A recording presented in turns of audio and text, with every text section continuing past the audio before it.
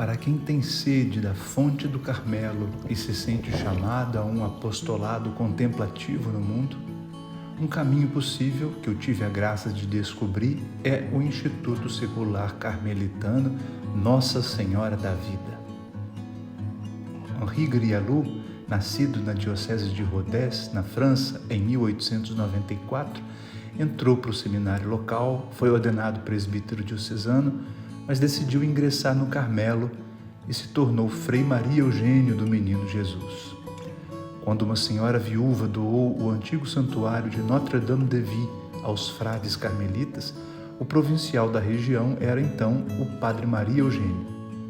Naquela mesma época, ele havia sido procurado por Marie Pilar e algumas outras mulheres que buscavam viver a espiritualidade do Carmelo, mas sem ingressar na vida monástica. E assim surgia o ramo feminino do Instituto Secular Nossa Senhora da Vida, uma forma de consagração plena a Deus, segundo a doutrina dos três grandes doutores carmelitas, vivida não na vida religiosa, mas no meio do mundo. Mais tarde, o Padre Maria Eugênio fundou também o ramo masculino leigo, composto por homens consagrados que atuam como profissionais de diversas áreas, e o ramo sacerdotal, em sua maioria formado por padres diocesanos. Nos três ramos existem membros de vida consagrada e membros associados. Há ainda o grupo de casais de Nossa Senhora da Vida e outros amigos do Instituto que se alimentam de sua espiritualidade. O Padre Maria Eugênio foi beatificado em 2016 em Avignon, numa missa presidida pelo cardeal Ângelo Amato, então prefeito da Congregação para a Causa dos Santos. O Santuário de Nossa Senhora da Vida foi construído sobre as ruínas de um antigo eremitério dedicado à Virgem Maria pelo monge São Cifrido, que no século VI era bispo de Carpentras e Venasque.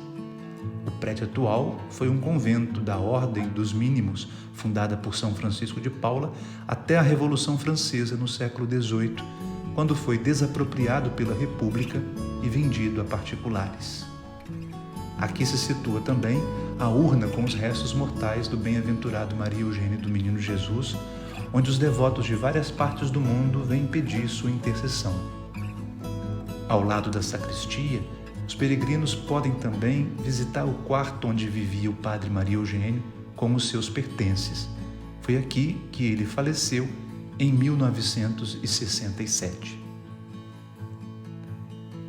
Tendo em sua história as marcas da vida contemplativa, da devoção à Virgem Maria e da radicalidade da vida consagrada, o Santuário de Nossa Senhora da Vida foi preparado por Deus através dos séculos para gerar mulheres e homens apaixonados por Cristo, comprometidos com o apostolado, fruto da prática fiel da oração silenciosa prolongada, com a qual todos os membros se comprometem, sendo este o traço mais marcante e próprio do Instituto.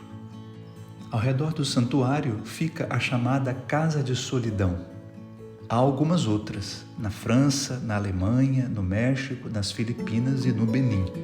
As casas de solidão não são conventos nem mosteiros, mas estruturas que possibilitam um ambiente de deserto, com silêncio que facilita o recolhimento e uma vida regrada. Todo membro do Instituto Nossa Senhora da Vida faz sua formação inicial numa casa de solidão e se compromete a vir anualmente a ela para 3 semanas de reabastecimento espiritual antes de voltar para o apostolado no mundo. No entorno do santuário, vários eremitérios oferecem a quem faz o tempo de solidão ambientes de silêncio e paz no contato com a beleza da criação. A região de Venasque, próxima do mar Mediterrâneo, é rica de paisagens naturais, por onde o bem-aventurado Maria Eugênio passou tantas vezes em suas caminhadas e tempos de solidão.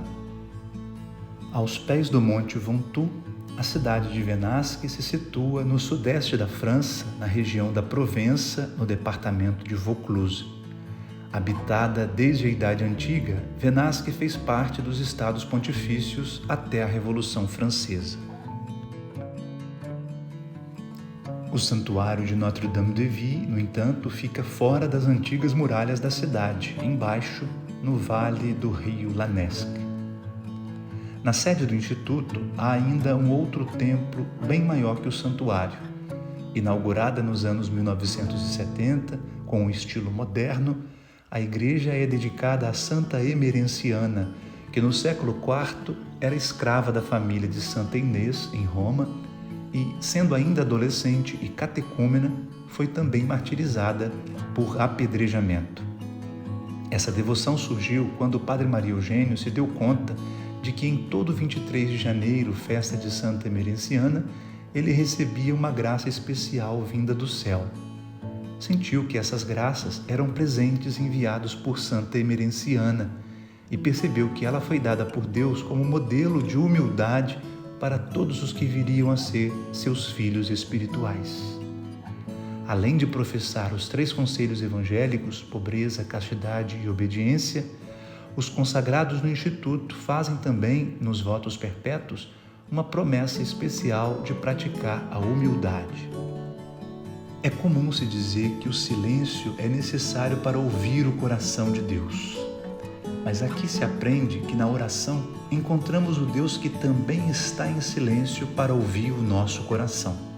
A vida interior é, portanto, o encontro de 2 silêncios.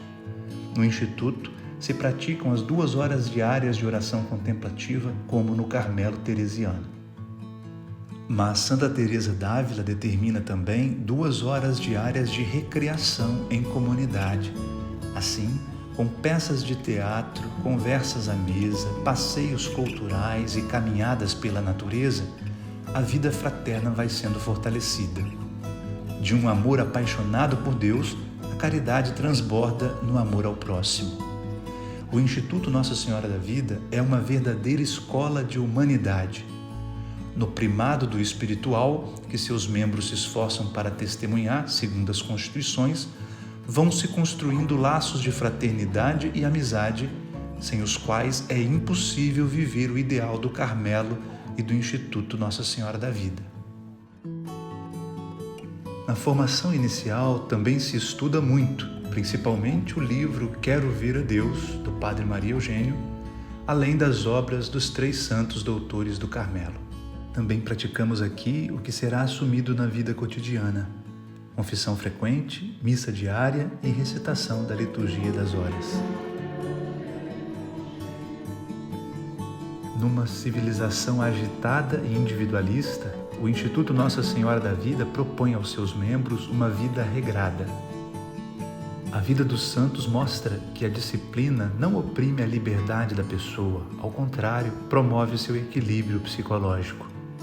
Na formação inicial e nos períodos anuais de solidão, o Instituto convida seus membros a um tempo diário de trabalho manual que, além de fazer bem como atividade física, ajuda a manter o foco da atenção e canalizar de forma saudável as energias humanas, intercalando com as atividades da mente e do espírito.